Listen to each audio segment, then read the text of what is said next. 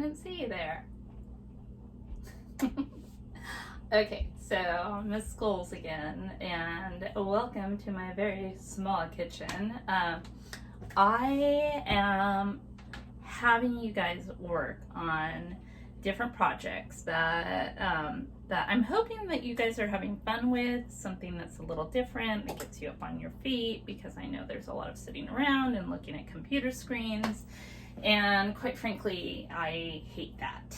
I know it's part of our life now, and it's part of distance learning, and so we kind of have to do that. But I want to give you something that you can be creative with, that you can maybe involve your family in, and you know, have some fun. So right now, I guess you're wondering, like, Miss Skulls, why are we in your kitchen? What are we going to be doing?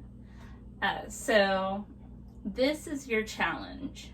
I'm going to be going through why, when you look at Broadway shows, why Broadway shows usually have a set style to their publicity.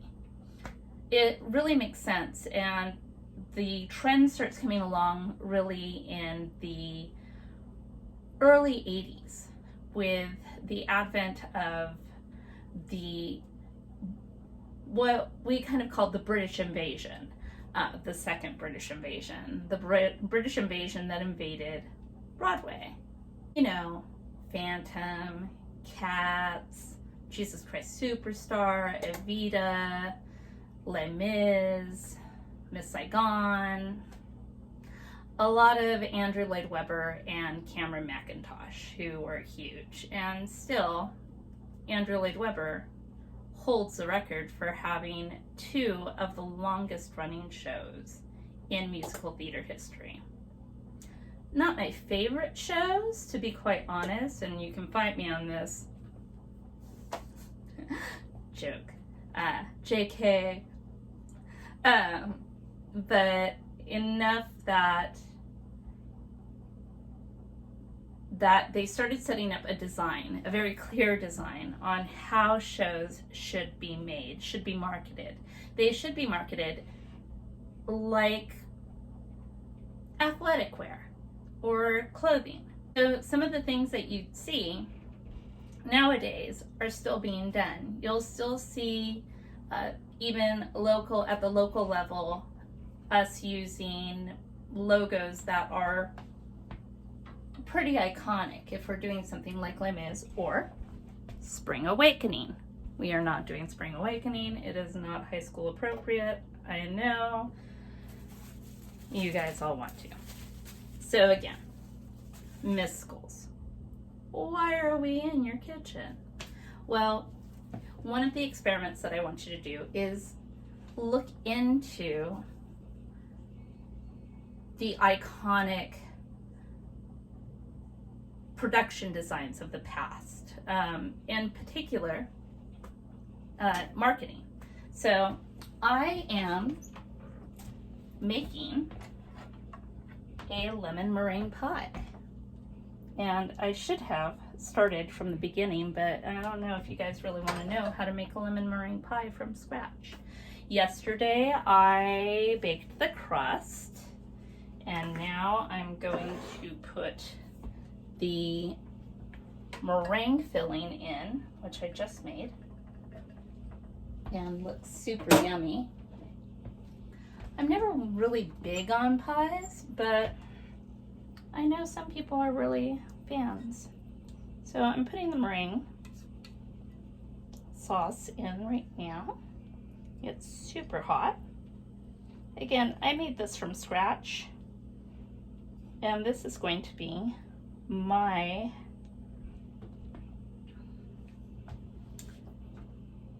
example to you. See, scratch. Whoa.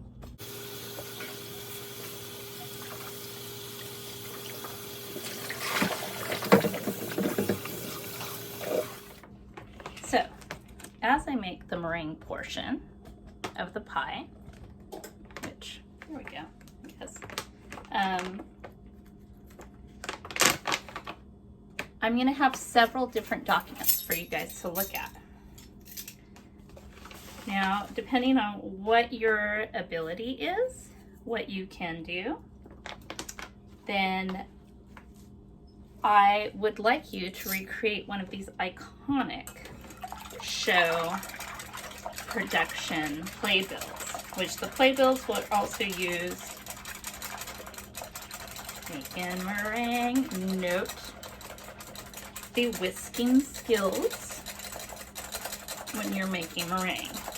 You need to have some whisking skills. So I hope this will be a fun project for you. Choose something that you feel like you can have fun with. And explore your ability to create one of these iconic pieces.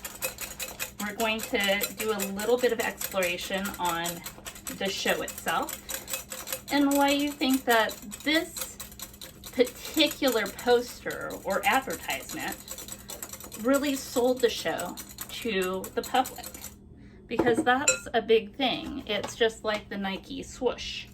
It's like when you see that, you know that it's Nike. When other people see you wear it, they know it's Nike. And Nike's iconic "Just Do It" tagline really sold what the product was about. Like, anybody can do it, just do it. It's kind of like theater. It's getting nice and fluffy, guys.